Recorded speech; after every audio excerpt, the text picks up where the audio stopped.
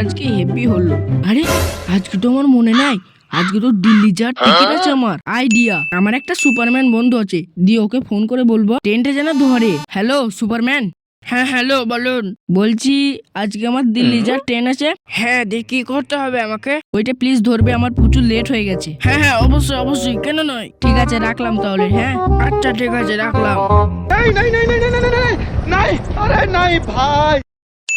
আরে ট্রেনটা তো চলে যাচ্ছে, তাহলে আমার বন্ধু কি করে যাবে এখন? না না, যে করেই হোক আমাকে থামাতেই হবে। এই তো আমি ট্রেনের সামনে চলে এসেছি, অবশেষে আমি থামিয়ে নিয়েছি।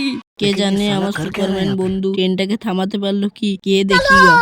এই তো আমি গাড়ি থেকে নেমে পড়েছি, গাড়ির দরজাটা লাগিয়ে দিই, নাহলে কুকুর এসে এখনই চালাবে। সুপারম্যান বন্ধু তাহলে ট্রেনটাকে দাঁড়িয়েই ছাড়লো।